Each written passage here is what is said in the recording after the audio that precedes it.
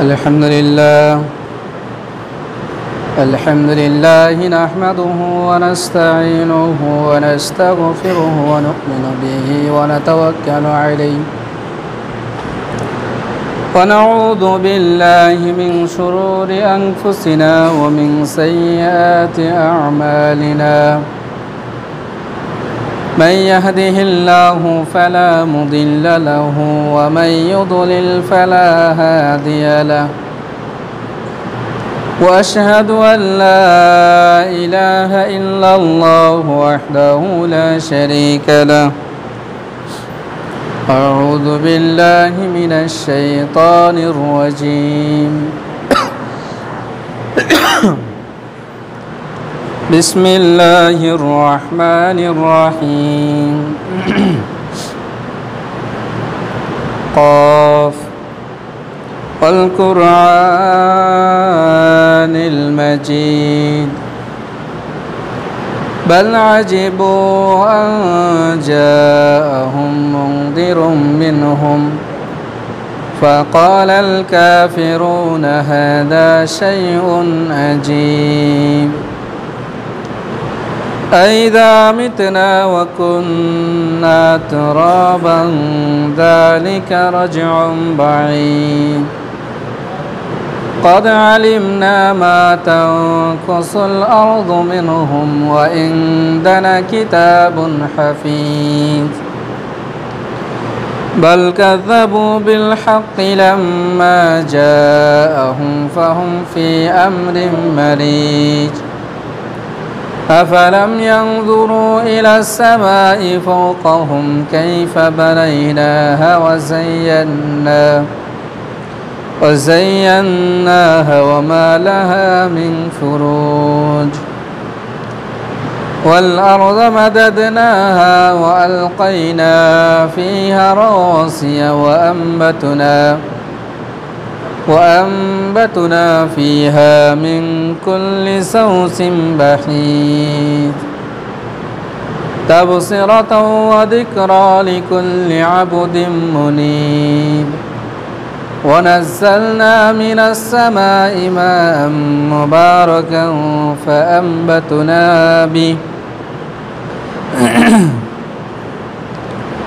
فأنبتنا به جنات وحب الحسيد والنخل باسقات لها طلع نزيد رزقا للعباد وأحيينا به بلدة ميتا كذلك الخروج كذبت قبلهم قوم نوح وأصحاب الرس وثمود وعاد وفرعون وإخوان لوط وأصحاب الأيكة وقوم تبع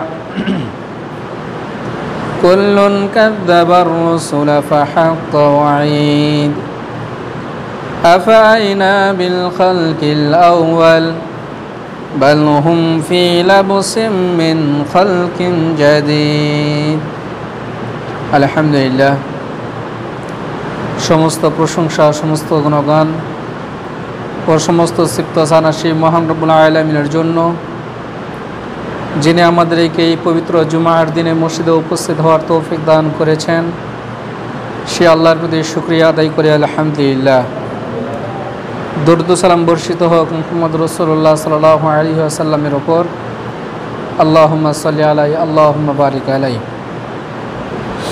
গত জুমায় আলোচনা করেছিলাম আল্লাহর নবী মুহাম্মদ সাল্লাল্লাহু আলাইহি ওয়াসাল্লামের শ্রেষ্ঠত্ব সম্পর্কে গত জুমায় 5টি পয়েন্ট আলোচনা করেছিলাম আজকে তার পরের অংশ থেকে আলোচনা শেষ করব ইনশাআল্লাহ গত জুমায় যে আলোচনাগুলো করেছিলাম 1 নম্বরে বলেছিলাম যে মুহাম্মদ সাল্লাল্লাহু আলাইহি ওয়াসাল্লামকে এমন কিছু শ্রেষ্ঠত্ব দেওয়া হয়েছে যেই শ্রেষ্ঠত্বগুলো আর অন্য কোনো নবী এবং রাসূলকে দেওয়া হয় নাই 1 নম্বরে বলেছিলাম যে তিনি এই বিশ্ব জগতের জন্য রহমত স্বরূপ, এটা 1 নম্বরে বলেছিলাম। 2 নম্বরে বলেছিলাম তিনি মানব জাতির জন্য সুসংবাদদাতা এবং সতর্ককারী। 3 নম্বরে বলেছিলাম, যদি কাউকে আদর্শ হিসেবে গ্রহণ করতে হয়, আদর্শ হিসেবে মেনে নিতে হয়, কারো আদর্শ যদি জীবনে ধারণ করতে হয়, কারো আদর্শ দেখে যদি আপনার জীবনকে পরিবর্তন করতে চান, তাহলে যার আদর্শ দেখে আপনি পরিবর্তন হবেন সেটা হচ্ছে মুহাম্মদ সাল্লাল্লাহু আলাইহি ওয়াসাল্লামের আদর্শ দেখে। কিভাবে তিনি খানা খেয়েছেন, কিভাবে চলাফেরা করেছেন, কিভাবে ব্যবসা লেনদেন করেছেন, কিভাবে রাজনীতি করেছেন, কিভাবে পরিবার তিনি চালিয়েছেন, কিভাবে সমাজ ব্যবস্থা তিনি পরিচালনা করেছেন, মানে আপনার জীবনের A to Z, মানে জীবনের আপনার জন্ম থেকে নিয়ে মৃত্যুর আগ পর্যন্ত আপনার জীবনের যা কিছু প্রয়োজন, এই সবগুলো যদি আপনার অন্তরে ধারণ করতে চান, তাহলে যার আদর্শ আপনার অন্তরে ধারণ করবেন সেটা হচ্ছে মুহাম্মদ রাসূলুল্লাহ সাল্লাল্লাহু আলাইহি ওয়াসাল্লামের আদর্শ। এ ব্যতীত কারো ভালো গুণ আপনি অন্তরে ধারণ করতে পারেন, কিন্তু সে আপনার আদর্শ নয়। লোকটা ভালো কিন্তু সে আপনার আদর্শ নয়। আদর্শ মানে যেটা আপনাকে মানতেই হবে, যে আদর্শ আপনাকে ধারণ করতেই হবে, এটা হলো আদর্শ। 4 নম্বরে বলেছিলাম, আপনি আপনার জীবনের চাইতে সব থেকে যাকে বেশি ভালোবাসবেন সেটা হচ্ছে মুহাম্মদ সাল্লাল্লাহু আলাইহি সাল্লাম।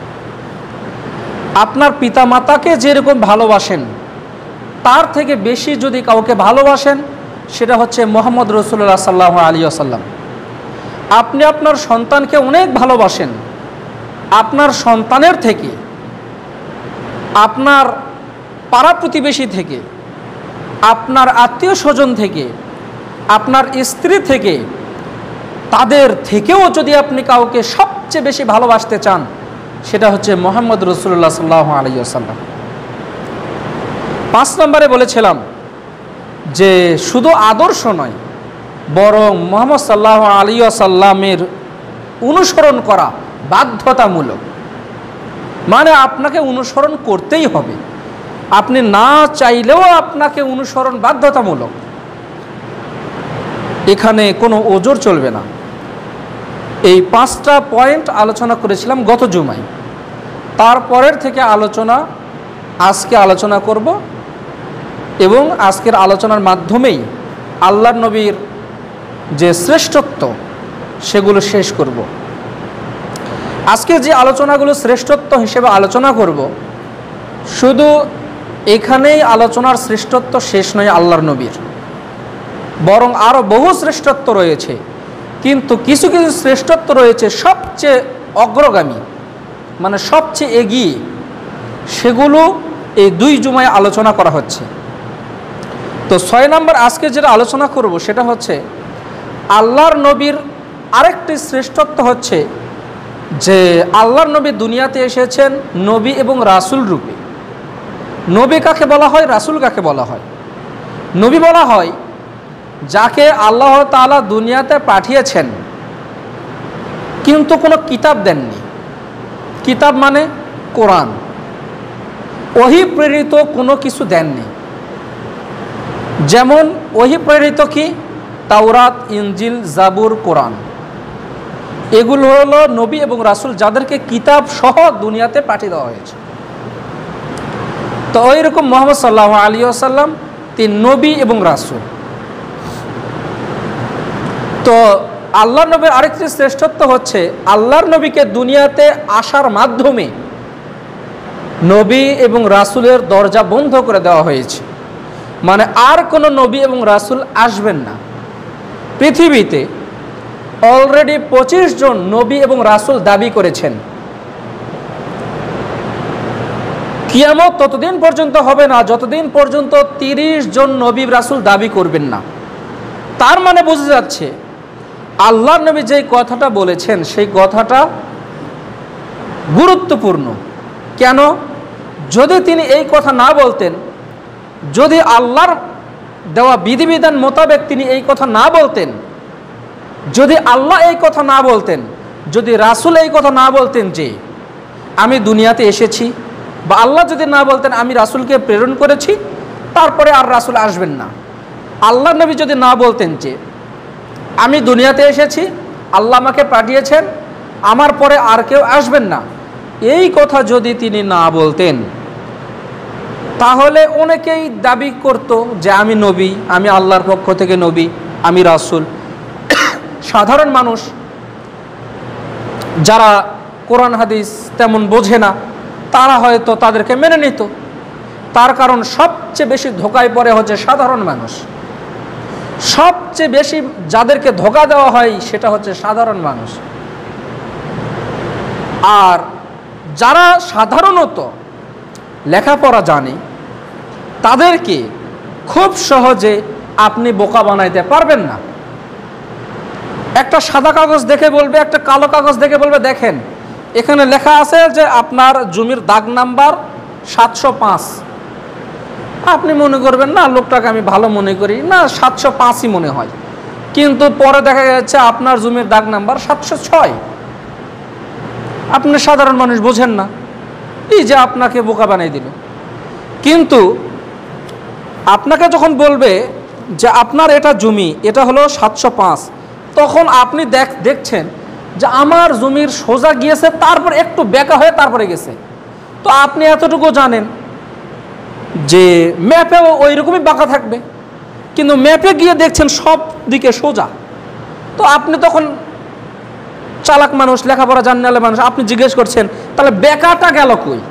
আমার জমি যে বেঁকা অংশ, ওই বেঁকা অংশ ম্যাপে নেই কেন? তার মানে সাধারণ মানুষকে অতি সহজে খুব মিষ্টি কথা দিয়ে মানুষ সমাজ থেকে, কোরআন হাদিস থেকে অতি সহজে দূরে সরে দিবে।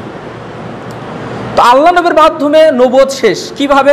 দলিল আল্লাহ বলছেন যে আল ইয়াউমা আকমালতু লাকুম দীনাকুম ওয়া আতমামতু আলাইকুম নি'মাতি ওয়া রাযীতু লাকুমুল ইসলাম দীনা। আল্লাহ তাআলা বলছেন, আল্লাহ তাআলা, এটা হচ্ছে কোরআনের আয়াত। তবে এই আয়াতটি সর্বশেষ নাজিল হয়েছে। আল্লাহ নবী মুহাম্মদ সাল্লাল্লাহু আলাইহি ওয়াসাল্লামকে বলছেন বিদায় হজের ভাষণে সর্বশেষ ভাষণে মুহাম্মদ সাল্লাল্লাহু আলাইহি ওয়াসাল্লাম বলছেন,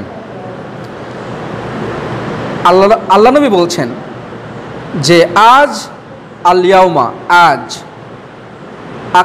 ইয়াউমা আকমালতু, আল্লাহ বলছেন যে আমি আজ দীনাকুম, তোমাদের দিনকে, ওয়া আতমামতু আলাইকুম, আজ আমি তোমাদের দিনকে পরিপূর্ণ করলাম,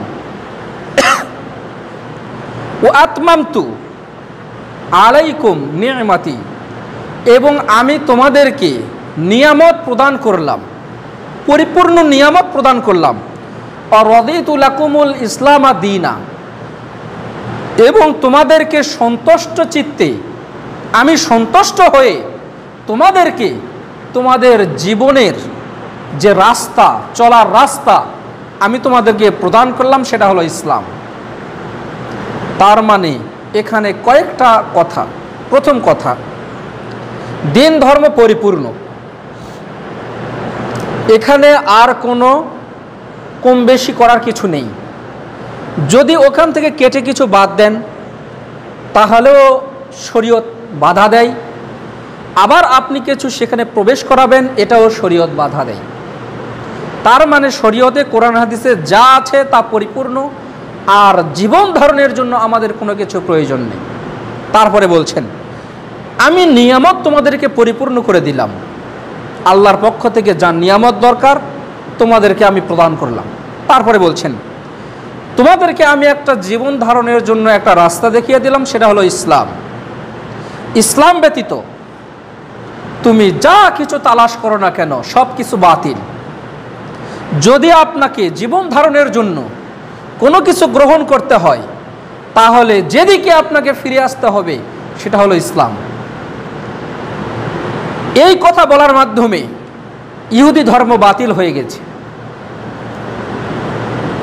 খ্রিস্টান ধর্ম বাতিল হয়ে গেছে, হিন্দু ধর্ম বাতিল হয়ে গেছে, এ ব্যতীত আরো যত ধর্ম, সমস্ত ধর্ম বাতিল।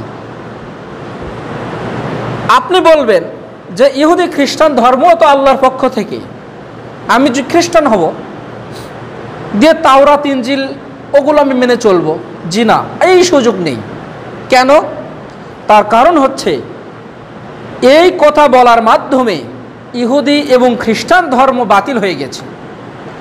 যদি সেগুলো সঠিকও হয় তারপরেও সেগুলো মেনে চলতে আর আপনি পারবেন না।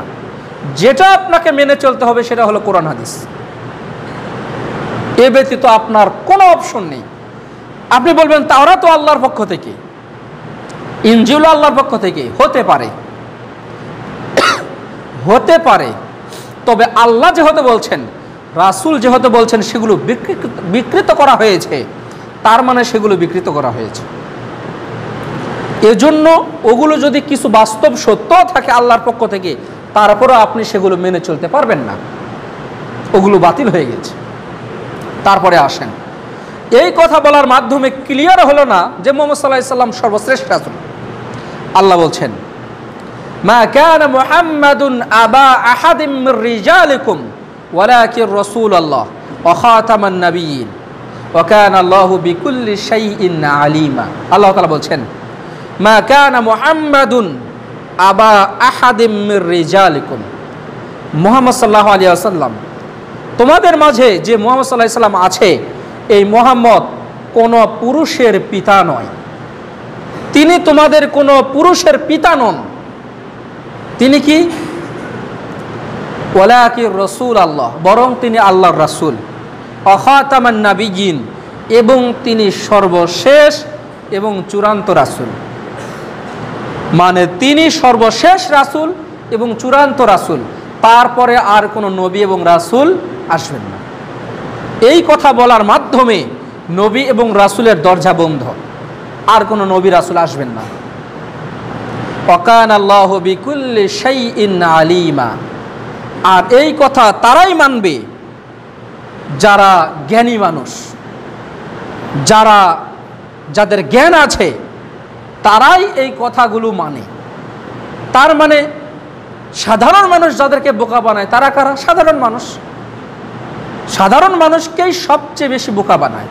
এখন বলবেন যে এটা আবার তেমন কি কথা, আমরা তো মোটামুটি জানি যে আল্লাহর নবী শেষ রাসূল, তারপরে নবী রাসূল আসবেন না। জি না, বাংলাদেশে শত শত হাজার হাজার মানুষের ধর্মবিশ্বাস এই যে মুহাম্মদ সর্বশেষ রাসূল নন। তারা নবী মানে এবং ইমাম মাহদী বলে যাকে দাবি করে, সেটা হচ্ছে গোলাম আহমদ কাদিয়ানি, যাদেরকে আহমদিয়া সম্প্রদায় বা কাদিয়ানি সম্প্রদায় হিসেবে আমরা জানি।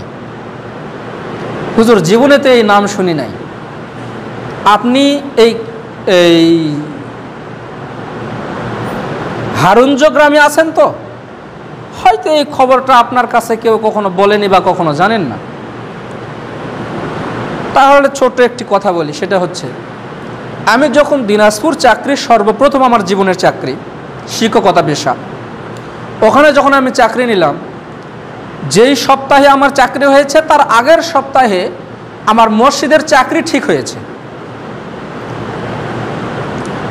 তো আমি যেই মসজিদে খুতবা দিতাম, এখন মসজিদের সভাপতি একদিন আমাকে একান্তে ডাকলেন, মসজিদের সভাপতি এবং ক্যাশিয়ার ডেকে বলছেন, হুজুর আপনি কোরআন হাদিস থেকে যা বলবেন সমস্যা নাই, আমরা সব কিছু গ্রহণ করে নেব, তবে হুজুর একটা কথা, যে এখানে আমাদের কিছু মুসল্লি আছে যারা আহমদী সম্প্রদায়, আমি আবার কাদিয়ানি বলে চিনি, আহমদী বলে আবার চিনি না। আমি বলছি আহমদী আবার কি? তো বলছে, হুজুর আস্তে আস্তে জানবেন, তো ওদের নাম নিয়ে কোনো কিছু বলার দরকার নেই, আপনি তা ব্যতীত যা বলবেন বলবেন। আচ্ছা ঠিক আছে। তখন আমি ওখানকার যে হেফসখানা ছিল তার সে ওস্তাদকে বললাম যে ভাই, এই বললো যে ওনাদের সম্পর্কে যেন আমি কিছু না বলি, তো ঘটনা কি? তো বলছে, ভাই এই কাদিয়ানি বা আহমদী সম্প্রদায় যারা, তাদের বিশ্বাস হচ্ছে মুহাম্মদ সাল্লাল্লাহু আলাইহি ওয়াসাল্লাম শেষ নবী নন।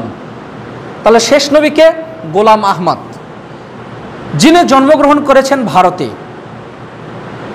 এবং তার লিখিত কিছু বই আছে, এবং সারা বাংলাদেশের কিছু মূর্খ এলাকা আছে, মূর্খ বলে আবার রাগ করিয়েন না, যারা বিশেষ করে লেখাপড়ার দিক দিয়ে পিছিয়ে, কুড়িগ্রাম, নীলফামারী, ঠাকুরগাঁ, দিনাজপুর এই এলাকাগুলোতে, গাইবান্ধা এই এলাকাগুলোতে সাধারণত শিক্ষার দিক দিয়ে অনেক পিছিয়ে এবং গরিব এলাকা, ধনী মানুষদের নাই তা না, আছে।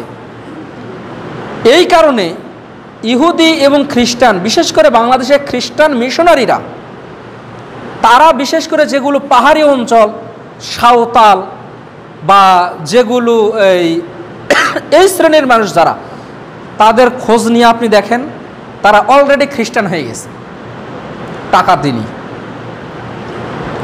এরকম বহু এলাকা, শত শত গ্রাম এলাকা খ্রিস্টান হয়ে গেছে। ওদের এলাকাতে আপনি কখনোই প্রবেশ করতে পারবেন না, এরিয়া দিয়ে ঘেরা আছে, ইটের প্রাচীর দিয়ে ঘেরা আছে, ওখানে আপনি প্রবেশ করতে পারবেন না, কোনো প্রশাসনের অনুমতি ছাড়া প্রবেশ করতে পারবেন না। ওরা কি কৌশলে জিনিসগুলো করছে দেখেন। আপনি জমি কিনলে, আপনি কেনার আগে দেখেন গোপনে আরেকজন 10 টাকা বেশি দিয়ে কিনে নিয়ে নিয়েছে, তাই না? ওরা কিনে কিভাবে দেখেন, এই গ্রামে 10টা মানুষকে তারা সেট করবে যে ভাই আমাদের কিছু জমি লাগবে, তো সেট করবে কিভাবে? জমির দাম 10,000 টাকা শতক, আর ওই লোকটাকে বলবে তুমি এমন গোপনে কিনবা যে তোমার জন্য 10,000 টাকা করে শতক প্রতি থাকবে বা 5,000 টাকা শতক প্রতি থাকবে। গোপনে এই একজনকে বললো, এর কথা এ জানবে না, এরকম 10 জনকে তারা সেট করে, যা দেখেন 50 বিঘা জমি এক দাগে, যেই জমি 1,000 টাকা শতক, ওরা নেবে 10,000 টাকা শতক, আপনি বিক্রি করবেন না? জমির দাম 1,000 টাকা শতক, আপনাকে দিতে চাচ্ছে 10,000, আপনি বিক্রি করবেন না? ভাই তুই তাড়াতাড়ি নিলে আমি বেশি, যত তাড়াতাড়ি পারবি নেই। হুট করে দেখা যাচ্ছে যে এরিয়া দিচ্ছে তারা, তো এটা কার? তো বলছে খ্রিস্টান মিশনারির। আপনি জানেন না যে আপনার জমি কোথায় থেকে কোথায় চলে গেছে, অলরেডি তাদের দখলে চলে গেছে। এইভাবে তারা বহু এলাকায়, আল জামিয়া সালাফিয়া ডাঙ্গিপাড়া মাদ্রাসা যাওয়ার আগে 2 রাস্তা আছে, একটা হলো নদাপাড়া থেকে সামনে ঢুকে, আরেকটা হলো একটু সামনে গিয়ে ভিতরে দিয়ে ঢুকতে হবে, 2টা রাস্তা। তো ওই রাস্তা দিয়ে আপনি ঢুকতে, আমি ওখানে চাক্ষুষ তার সাক্ষী, হুট করে একদিন দেখলাম মিস্ত্রিরা এসে প্রাচীর দিচ্ছে। ভাই কিসের প্রাচীর? তো বলছে ভাই এই জায়গাটা যারা কিনেছে তারা প্রাচীর দিচ্ছে। আমি বললাম ও আচ্ছা প্রাচীর। কিছুদিন পরে দেখা যাচ্ছে যে যেই লোকগুলো জায়গাগুলো বিক্রি করেছে তারা জানেও না যে তারা জায়গাটা কার কাছে বিক্রি করেছে। যেই লোকগুলো জায়গা বিক্রি করেছে, আমি বিক্রি করেছি, আমি জানি না কার কাছে বিক্রি করেছি। খালি বলছে 10,000 টাকা শতক, আচ্ছা ঠিক আছে 10,000 টাকা তুমি তোমার দলিলে সিগনেচার করো, তুমি যে বিক্রি করলে সিগনেচার করো, কার কাছে বিক্রি করলাম আমি জানি না। তারাও বলছে আমরা যদি জানতাম আমরা বিক্রি করতাম না। মানে খ্রিস্টানরা তারা ওটা কিনে নিয়েছে, এখন তারা ওটা এরিয়া দিয়ে দিবে। খুব কৌশল, আপনি বুঝতে পারবেন না যে কিভাবে আপনার মাঝে এসে তারা প্রতারণা করছে। তো এইরকম আমি যেই মসজিদে খুতবা দিতাম, ওই মসজিদেই ছিল সেই কাদিয়ানী সম্প্রদায়, আহমদী সম্প্রদায়। এই জন্য আমাকে বলা হয়েছিল বাবা তাদের সম্পর্কে যেন একটু না বলো। এবং তাদের পাশেই ছিল তাদের নিজস্ব মসজিদ, লন্ডন থেকে খুতবা দিত। আর ওই মসজিদে তারা মসজিদের মুসল্লি টিভিতে আলোচনা শুনে তারা নামাজ টামাজ পড়ে, খুতবা টুতবা দেখে তারপরে তারা নামাজ টামাজ পড়ত। ইসরায়েল, যেখানে আপনি দাওয়াত দিতে পারবেন না, ইসরায়েল সেখানে কাদিয়ানীদের কেন্দ্র আছে। বুঝতে পারেননি? আপনি মুসলমান না, আপনি হুট করে গিয়ে কিন্তু একটা দেশে আপনি কেন্দ্র বানাইতে পারবেন না। কেন্দ্র বোঝেন তো, আমি এই এলাকাতে দাওয়াত দিব, তার একটা বসার জায়গা তো লাগবে, যে কোন জায়গা থেকে আমাদের দাওয়াত প্রচার হবে। ধরে নেন এই মসজিদ থেকে, কিন্তু এই মসজিদ এলাকাবাসী আপনাকে দিতে দিবে না, দেশের সরকার আপনাকে দিতে দিবে না। তো ওই রকম এইভাবে কিভাবে আপনার ঈমান এবং আমলকে তারা ধ্বংস করছে আপনি বুঝতে পারবেন না। এজন্য খুব সতর্ক, সাবধান। আল্লাহ সকলকে বুঝদান করুন, আল্লাহুম্মা আমিন। আমার কথাটা কি বুঝতে পেরেছেন? আপনার অন্তরেও ঢুকে আছে আপনি কিন্তু বুঝতে পারবেন না। ওই যে বলছিলাম আটমুল সালাফি মাদ্রাসায় একটা ছাত্র পড়াশোনা করেছিল, আমাকে কিছুদিন আগে বলছে, ওই এক বলেছিলাম তো, বলছে হাদিস মানতে হবে না। তার মানে সে আহলে কোরআন, তাদের বিশ্বাস হাদিস মানার দরকার নাই, কোরআন মানলেই হবে। ও কিন্তু একদিনে কিন্তু পরিবর্তন হয়নি। আকরামুজ্জামান বিন আব্দুস সালামকে চিনেন আপনারা? আকরামুজ্জামান বিন আব্দুস সালামকে চিনেন? চিনেন না? সুবহানাল্লাহ। বাংলাদেশে আহলে হাদিসদের শ্রেষ্ঠ 5 জন আলেমকে যদি বলেন যে আহলে হাদিসদের মধ্যে এরা হচ্ছে সবচেয়ে জ্ঞানী আলেম, তার মধ্যে আকরামুজ্জামান বিন আব্দুস সালাম একজন। বুঝতে পেরেছেন? বুঝতে পারেননি মনে হয়। আহলে হাদিসদের একটা হলো বক্তা, আরেকটা হলো কোরআন হাদিস দেখতে জ্ঞানী মানুষ, দুটা ভিন্ন। বক্তা আলোচনা করতে পারে, মানে সেই রকম কোরআন হাদিস মুখস্থ আছে, বলতে পারে খুব সুন্দর করে, তিনি হলো বক্তা। কিন্তু ও কিন্তু পরিপূর্ণ যে কোরআন হাদিসের খুব জ্ঞান রাখে তা না। দুটা কিন্তু ভিন্ন আছে ভাই, দুটা এক না। তো আকরামুজ্জামান বিন আব্দুস সালাম, ওনার কথা শুনলে আপনি বিরক্ত হবেন। এই মসজিদে যদি বক্তব্য দেয় আপনারা ঘুম পারবেন যে একে কে নিয়ে আসছে। কিন্তু যদি তার পিছনে ব্যাকগ্রাউন্ডটা দেখেন তাহলে আপনি বলবেন সুবহানাল্লাহ, এত বড় জ্ঞানী মানুষ। তো তার মানে অনেক জ্ঞানবান মানুষ, অনেক জ্ঞান রাখে কোরআন হাদিসের দিক দিয়ে। তার এক ভাই বাংলাদেশে পড়াশোনা করেছে, বাংলাদেশ থেকে পড়াশোনা করে সৌদি আরবে মদিনা বিশ্ববিদ্যালয়ে পড়াশোনা করেছে। সেই মদিনা বিশ্ববিদ্যালয় থেকে পড়াশোনা করে আসার পরে বাংলাদেশে এসে কাদিয়ানি হয়ে গেছে। আকরামুজ্জামান বিন আব্দুস সালামের ভাই, ওনার ভাইও কিন্তু ওনার মতোই জ্ঞানী, ধরতে গেলে তার থেকেও ভালো জ্ঞান রাখে।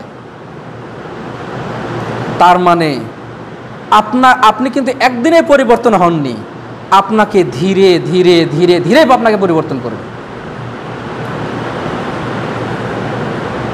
আল্লাহ সকলকে বুঝদান করুন, আল্লাহুম্মা আমিন। এজন্য কার কাছ থেকে আপনি এলেম গ্রহণ করছেন, কোন পাত্র থেকে এলেম গ্রহণ করছেন, এটা একটু খবর রাখবেন, খোঁজ রাখবেন যে আমি কোন আলেমের থেকে এলেম গ্রহণ করছি। সে এলেমটা কি কোরআন হাদিস জাননেওয়ালা এলেম, না সেই বিদআতি আলেম, এই খবরটা আগে রাখবেন।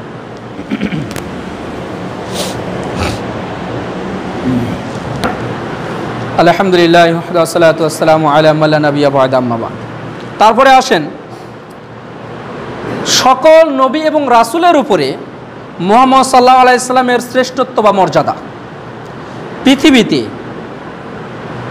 যত নবী এবং রাসূল এসেছেন, লক্ষ লক্ষ নবী, লক্ষ লক্ষ নবী এবং রাসূল এসেছেন, 2,24,000 বা তারও বেশি।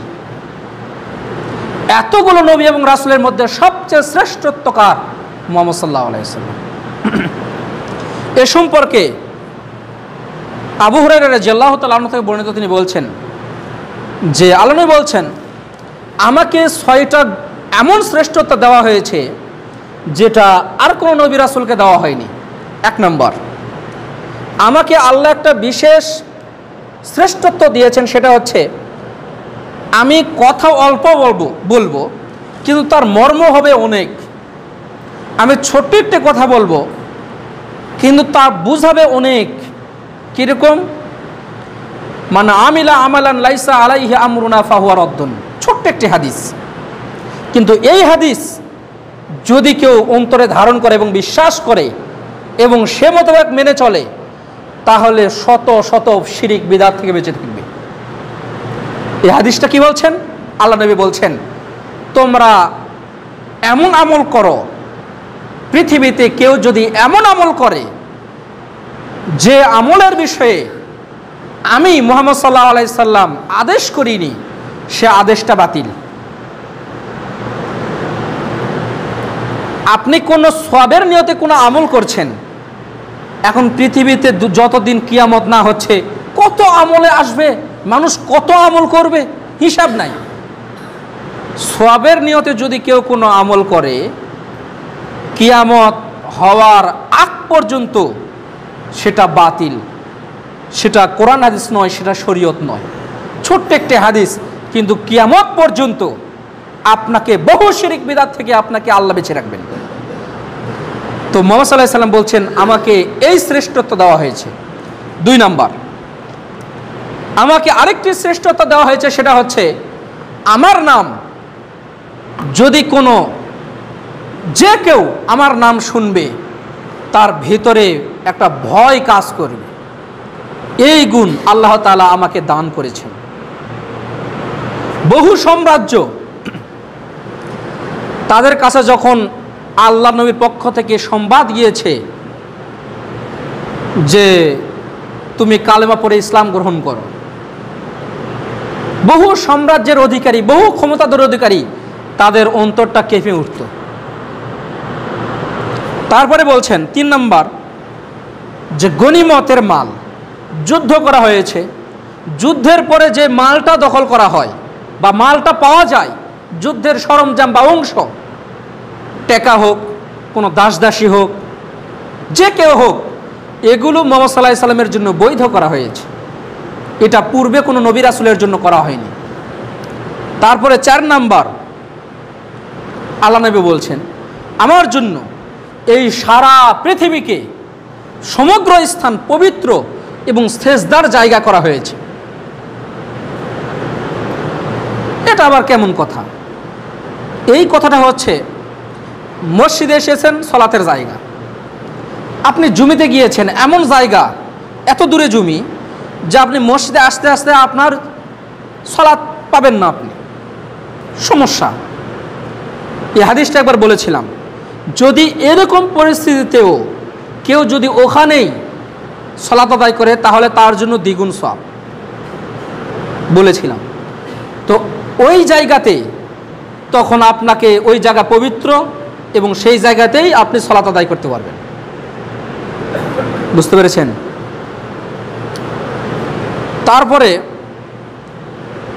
তারপরে বলছেন যে আমি মুহাম্মদ সাল্লাল্লাহু আলাইহি সাল্লাম সারা পৃথিবীর মানুষের জন্য, ইহুদি হোক, খ্রিস্টান হোক, সবার জন্য আমাকে আল্লাহ দুনিয়াতে পাঠিয়ে দিয়েছেন। আগের নবী রাসূল কীরকম করে আসতো জানেন? ধরে নেন জয়পুরহাট জেলার জন্য একজন নবী, ওই নবীর কাজ হচ্ছে শুধু জয়পুরহাট জেলা এলাকাতে কি করবে? দাওয়াত দিবে। বগুড়াতে আর দাওয়াত দিবে, বগুড়ার জন্য নবী ভিন্ন, ওই রাজশাহীর জন্য নবী ভিন্ন, কুড়িগ্রামের জন্য নবী রাসূল ভিন্ন, মানে ভাগ ভাগ করা। অথবা আপনাদের এই হারুঞ্জ গ্রামে ধরে নেন যে গোষ্ঠী মণ্ডল গোষ্ঠী, এই মণ্ডল গোষ্ঠীর জন্য একজন নবী, ফকির গোষ্ঠীর জন্য একজন নবী, প্রামাণিক গোষ্ঠীর জন্য একজন নবী, নবীদের ভাগ ভাগ। আগে এইভাবে নবী আসতো। কিন্তু মুহাম্মদ সাল্লাল্লাহু আলাইহি সাল্লামের শ্রেষ্ঠত্ব বা মর্যাদা আরেকটা হচ্ছে, তিনি সারা পৃথিবীর জন্য নবী, সমগ্র পৃথিবীর জন্য, সকল মানুষের জন্য। আর আরেকটি যেটা শ্রেষ্ঠত্ব, সেটা হচ্ছে যে তিনি সর্বশেষ নবী হিসেবে এসেছেন, তারপরে আর কোনো নবী রাসূল আসবেন না। তারপরে বলছেন যে মুহাম্মদ সাল্লাল্লাহু আলাইহি ওয়াসাল্লাম সকল নবী রাসূলের উপর শ্রেষ্ঠত্ব। আরেকটি সেটা কি? এ সম্পর্কে কাব রাদিয়াল্লাহু তাআলা আনহু তিনি বলছেন, রাসূলুল্লাহ সাল্লাল্লাহু আলাইহি ওয়াসাল্লাম বলছেন, ইযা কানা ইয়াউমুল কিয়ামাতি কুনতু ইমামান নাবিয়্যিনা ওয়া খাতিবাহুম ওয়া সাহিবা শাফাআতিহিম গায়র ফাখর।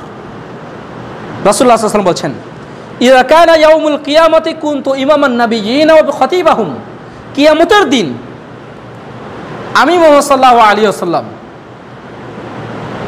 সমস্ত নবী রাসূলদের ইমাম এবং খতিব হব। তার মানে তিনি তার নেতা, শরীয়তের দিক দিয়ে সমাজ নেতা। আপনারা যাদেরকে খতিব হিসেবে রেখেছেন তিনি আপনাদের শরীয়তের দিক দিয়ে নেতা। অনুরূপ মুহাম্মদ সাল্লাল্লাহু আলাইহি ওয়াসাল্লাম কিয়ামতের মাঠে সমস্ত নবী এবং রাসূলদের খতিব বা ইমাম হবেন। তার মানে এখানে তার শ্রেষ্ঠত্ব। তারপর বলছেন ওয়া সাহিবা শাফাআতিহিম, এবং তিনি কিয়ামতের মাঠে সুপারিশ করবেন। তারপর বলছেন গায়র ফাখর, এতে আমার কোনো অহংকার নেই, আল্লাহ আমাকে এটা দান করেছেন, এতে আমার কোনো অহংকার নেই। তিনি সেটা প্রকাশ করছেন। যদি আল্লাহ আপনাকে কোনো মর্যাদা বা কোনো রহমত বা কোনো কিছু আল্লাহ আপনাকে দান করেন, যদি মুখ দিয়ে আপনি বলেন যে যাক আল্লাহ এটা দান করেছেন, এতে আমার কোনো অহংকার নেই, যাক আলহামদুলিল্লাহ ভালো আল্লাহ এটা দিয়েছেন আমাকে, এটা প্রকাশ কেউ করতে পারে। তারপরে বলছেন যে মুহাম্মদ সাল্লাল্লাহু আলাইহি ওয়াসাল্লামের উপর দুরূদ পাঠ করা এটা বাধ্যতামূলক। আল্লাহ তাআলা বলছেন ইন্নাল্লাহা ওয়া মালাইকাতাহু ইউসাল্লুনা আলান নবী ইয়া আইয়ুহাল্লাযীনা আমানু সাল্লু আলাইহি ওয়া সাল্লিমু তাসলিমা। পৃথিবীতে বিদআতি মানুষের অভাব নাই আর বিদআতি হুজুরের অভাব নেই। এই আয়াত দ্বারা তারা দলিল দেয় যে আমরা যেই জিকির করি বা দুরূদ পাঠ করি আমাদের খানকায় বসে, আমরা আমাদের আস্তানায় বসে, এখানে তার কোনো দলিল চারানাও নেই। তো এখানে কি বলা হয়েছে? আল্লাহ তাআলা বলছেন ইন্নাল্লাহ, নিশ্চয় আল্লাহ তাআলা, ওয়া মালাইকাতাহু, এবং ফেরেশতারা, ইউসাল্লুনা আলান নবী, রাসূলের উপর দুরূদ পাঠ করেন। এই অর্থটা হচ্ছে ভুল। সঠিক অর্থ সাহাবী, তাবি এবং সালাফগণ এবং সমস্ত যারা কোরআন হাদিস ওয়ালা আলেম তারা যেই অর্থ করেছেন আমাদেরকে সেই অর্থ করতে হবে। তারা কি অর্থ করছেন? ইন্নাল্লাহ, নিশ্চয় আল্লাহ তাআলা রাসূলের উপরে রহমত বর্ষণ করেন। রাসূল কি করেন? বান্দার উপর দুরূদ পাঠ করেন, নবীর উপর দুরূদ পাঠ করেন। আল্লাহ তিনি কি করেন? রহমত বর্ষণ করেন। আর ফেরেশতারা তারা কি করেন? আল্লাহর কাছে নবীর জন্য রহমত প্রার্থনা করেন। কি করেন? রহমত বা অনুগ্রহ প্রার্থনা করেন যে আল্লাহ নবীর উপরে তুমি অনুগ্রহ করো। তারপরে বলছেন যে ইয়া আইয়ুহাল্লাযীনা আমানু সাল্লু আলাইহি ওয়া সাল্লিমু তাসলিমা, হে ঈমানদারগণ তোমরা রাসূলের উপরে দুরূদ এবং সালাম পেশ করো। আল্লাহুম্মা সাল্লি আলা সাইয়্যিদিনা নাবিয়িনা শাফিয়ানা, পৃথিবীতে এই দুরূদ কোথাও নেই। হুজুর কোথায় আছে? মানুষেরা বানিয়েছে। হুজুর সুন্দর কথা, কথা তো ভুল না, কথা বললে এত সুন্দর সুন্দর দুরূদ থাকতে বানানো দুরূদের উপর এত দয়া কেন, এত মায়া কেন, এত ভালোবাসা কেন? আল্লাহ এবং তার রাসূল যেগুলো শিখিয়ে দিয়েছেন সেগুলো ভালো লাগে না? মানুষের বানানো জিনিসের প্রতি এত মায়া কেন? কথাটা মনে বুঝতে পারেননি। আমরা অসংখ্য দুরূদ বানিয়ে নিয়েছি যেটা কোরআন হাদিসে নেই। আল্লাহুম্মা সাল্লি আলা সাইয়্যিদিনা নাবিয়িনা শাফিয়ানা, এই দুরূদ পৃথিবীর কোনো কোরআন হাদিসে নেই। হুজুর কোথা থেকে আসলো? মানুষেরা বানিয়েছে। বালাগাল উলা বিকামালিহি কাশাফাদ দুজা বিজামালিহি, এগুলো কোনো দুরূদ টুত কিছু না, মানুষের বানানো কিছু কবিতা। এগুলো আমরা মিলাদের ওখানে পাঠ করি কত সুন্দর করে, বালাগাল উলা বিকামালিহি কাশাফাদ দুজা বিজামালিহি, কত সুন্দর করে, কত সুর দিয়ে, অথচ কোরআন হাদিসের কোনো কিছু না। আল্লাহ বুঝদান করুন, আল্লাহুম্মা আমিন। তারপর বলছেন আব্দুল্লাহ ইবনু আমর রাদিয়াল্লাহু তাআলা আনহু থেকে বর্ণিত, তিনি বলেন রাসূলুল্লাহ সাল্লাল্লাহু আলাইহি ওয়াসাল্লাম বলছেন মান সাল্লা আলাইয়া সালাতান সাল্লাল্লাহু আলাইহা বিহা আশ, যে ব্যক্তি রাসূলের উপর দুরূদ পাঠ করবে আল্লাহ তার উপর 10 বার রহমত বর্ষণ করবেন। একবার যদি আপনি রাসূলের উপর দুরূদ পাঠ করেন, আল্লাহুম্মা সাল্লি আলা মুহাম্মদ ওয়া আলা আলি মুহাম্মদ কামা সাল্লাইতা আলা ইব্রাহিম, অথবা সাল্লাল্লাহু আলাইহি ওয়াসাল্লাম, সংক্ষিপ্ত দুরূদ সাল্লাল্লাহু আলাইহি ওয়াসাল্লাম, একবার যদি পাঠ করেন আল্লাহ আপনার উপর 10 বার রহমত বর্ষণ করবেন। অখুত্তাত আলাইহি আশরু খতিয়াত, অতঃপর 10টা গুনাহ আল্লাহ আপনার মাফ করে দিবেন। তারপরে বলছেন রুফিয়াত লাহু আশরু দারাজাত, এবং আল্লাহ আপনার 10টা মর্যাদা বৃদ্ধি করে দিবেন। তো এত সুন্দর মর্যাদা, আর আমরা ভুলভাল দুরূদ নিয়ে বসে আছি। তারপরে বলছেন ইবনে মাসউদ রাদিয়াল্লাহু তাআলা আনহু থেকে বর্ণিত, তিনি বলেন রাসূলুল্লাহ সাল্লাল্লাহু আলাইহি ওয়াসাল্লাম বলছেন, আউলান নাসি বি ইয়াউমাল কিয়ামাতি আকসারুহুম আলাইয়া সালাতান, যে ব্যক্তি সবচেয়ে বেশি দুরূদ পাঠ করবে, আউলান নাসি বি ইয়াউমাল কিয়ামা, কিয়ামতের দিন ওই ব্যক্তি সবচেয়ে আমার নিকটে বেশি থাকবে যে ব্যক্তি বেশি আমার উপর দুরূদ পাঠ করবে। জীবনে দুরূদ পড়তে পড়তে মুখের ফেনা লাগা দেয়, কিন্তু কোরআন হাদিসের দুরূদ না। তো তাহলে আমাদের কি দুরূদ শিখার দরকার আছে কি নাই? সাল্লাল্লাহু আলাইহি ওয়াসাল্লাম, আল্লাহুম্মা সাল্লি আলা মুহাম্মাদ ওয়া আলা আলি মুহাম্মাদ কামা সাল্লাইতা আলা ইব্রাহিম ওয়া আলা আলি ইব্রাহিম ইন্নাকা হামিদুম মাজিদ, আল্লাহুম্মা বারিক আলা মুহাম্মাদ। এগুলো বাদ দিয়ে আমরা ভুল ভাল নিয়ে বসে আছি। আল্লাহুম্মা সাল্লি আলা সাইয়্যিদিনা নাবিয়ানা শাফিয়ানা। তারপর বলছেন, আল বাখিলু মান যুকিরতু ইনদাহু ফালাম ইউসাল্লি আলাইয়া, ওই ব্যক্তি সবচেয়ে কৃপণ যে আমার উপর দুরূদ পাঠ করে না।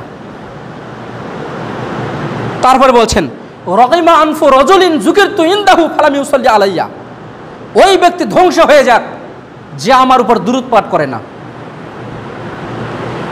তারপরে বলছেন, তাহলে এই জিনিসগুলো দ্বারা আমাদের মূল যেটা বোঝা গেল সেটা কি? দুরূদ অবশ্যই পড়তে হবে, কিন্তু কোরআন হাদিসের শেখানো আল্লাহ নবীর দেওয়া পদ্ধতি অনুযায়ী যে দুরূদ, কোরআন হাদিসের যে দুরূদ, সেই দুরূদগুলো যদি কখনো সময় হয় সেগুলো বলার চেষ্টা করবে ইনশাআল্লাহ। তারপরে বলছেন, সর্বপ্রথম যার জন্য জান্নাতের দরজা খোলা হবে সেটা হচ্ছে মুহাম্মদ সাল্লাল্লাহু আলাইহি ওয়াসাল্লাম।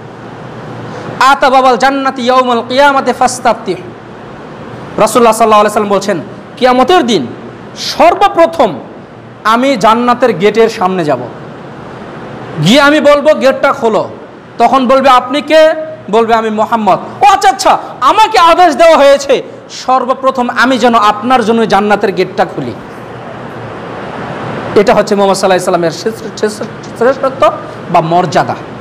তারপরে বলছেন যে কিয়ামত দিবসে আমি সকল মানুষের সর্দার বা নেতা হব। আনা সাইয়্যিদুন নাসি ইয়াউমাল কিয়ামা, আমি পৃথিবীতে সকল মানুষের সর্দার হব। তারপরের হাদিসে রাসূলুল্লাহ সাল্লাল্লাহু আলাইহি ওয়াসাল্লাম বলছেন, কিয়ামত দিবসে আমি সকল আদম সন্তান, পৃথিবীতে যত আদম সন্তান আসবে এসেছে সকলের সর্দার আমি হব, এবং সর্বপ্রথম আমার কবর উন্মুক্ত করা হবে বা খোলা হবে। আমরা এখন যাদের কবর দিচ্ছি না, এক সময় কবরকে উন্মুক্ত করে দেওয়া হবে, সর্বপ্রথম যার কবর খোলা হবে সেটা হচ্ছে মুহাম্মদ সাল্লাল্লাহু আলাইহি ওয়াসাল্লাম। তারপর বলেছেন, আনা শাফিউন ও আউয়ালু শাফিন ও আউয়ালু মুশাফা, আমি সর্বপ্রথম সুপারিশ করার অনুমতি আমাকে দেওয়া হবে এবং সর্বপ্রথম আমার সুপারিশ কবুল করা হবে। যেই নবী আমাদের জন্য সুপারিশ করবেন সেই নবীর উপর দুরূদ পাঠ করব আমরা, এবং রাসূলের দেওয়া পদ্ধতি, শিখানো পদ্ধতি অনুযায়ী দুরূদ আমরা পাঠ করব ইনশাআল্লাহ। আল্লাহ তৌফিক দান করুন, আল্লাহুম্মা আমিন। এক বোন দোয়া চেয়েছেন, তার ছেলে মৃত্যুবরণ করেছেন, সকলে আমরা তার জন্য দোয়া করব। আল্লাহ তুমি তার কবরের আযাবগুলোকে মাফ করে দিয়ে তুমি জান্নাতুল ফেরদাউস নসিব করো। আল্লাহ আমাদের সমাজে যারা মৃত্যুবরণ করেছে তাদের সকলকে তুমি জান্নাতুল ফেরদাউস নসিব করো। আমরা যদি কেউ কোনো ভুল ত্রুটি করে থাকি, আমাদের ভুল ত্রুটিগুলোকে ক্ষমা করে দিয়ে তুমি কোরআন হাদিস মোতাবেক আমরা যেন আমল করে মৃত্যুবরণ করতে পারি সেই তৌফিক দান করো। আমাদের মধ্যে যারা অসুস্থ তাদের তুমি সুস্থতা দান করো। আমরা যারা সিয়াম আছি আমাদের সিয়ামগুলোকে কবুল করে নাও। আমাদের সিয়াম অবস্থায় যদি কোনো ভুল ত্রুটি হয়ে থাকে আমাদের ভুল ত্রুটিগুলোকে ক্ষমা করে দিয়ে আমাদের সিয়ামগুলোকে কবুল করে নাও। আমাদের পরিবারের উপরে কোনো বালা মুসিবত থাকলে দূর করে দাও। আমাদের পরিবারে, সমাজে এবং প্রতিবেশীর উপরে, আত্মীয় স্বজন সবার উপরে তুমি আল্লাহ শান্তি বর্ষণ করো। আমাদের পরিবারের উপরে, সমাজের উপরে, দেশের উপরে, আমাদের সমস্ত মুসলমানদের উপরে যদি কোনো বালা মুসিবত থাকে আল্লাহ তুমি সেই বালা মুসিবতগুলোকে দূর করে দাও। সমস্ত মুসলমান যারা বিভিন্নভাবে বিভিন্ন জায়গায় নির্যাতিত হচ্ছে আল্লাহ তুমি তাদেরকে সাহায্য সহযোগিতা দান করো। আল্লাহ তুমি তাদের ভুল ত্রুটিগুলোকে ক্ষমা করে দাও। এই রমজান মাস আমরা যারা দান করছি আমাদের দানগুলোকে কবুল করে নাও। আমরা যারা বিভিন্নভাবে সদকা করছি, দান করছি, বিভিন্নভাবে মানুষকে সাহায্য সহযোগিতা করছি, আমাদের এগুলোকে কবুল করে নাও। এবং কিয়ামতের আগ পর্যন্ত যেন আমরা মুসলমান, সমস্ত মুসলমান যেন হকের উপরে থাকতে পারে সেই তৌফিক দান করো। আয় আল্লাহ, এই বলে আজকের সংক্ষিপ্ত আলোচনা এখানে শেষ করছি। আল্লাহুম্মা সাল্লি আলা মুহাম্মাদ ওয়া আলা আলি মুহাম্মাদ কামা সাল্লাইতা আলা ইব্রাহিম ওয়া আলা আলি ইব্রাহিম ইন্নাকা হামিদুম মাজিদ। সুবহানাকা আল্লাহুম্মা ওয়া বিহামদিক আশহাদু আল্লা ইলাহা ইল্লা আনতা আস্তাগফিরুকা ওয়া আতুবু ইলাইক। আসসালামু আলাইকুম ওয়া রাহমাতুল্লাহি ওয়া বারাকাতুহু।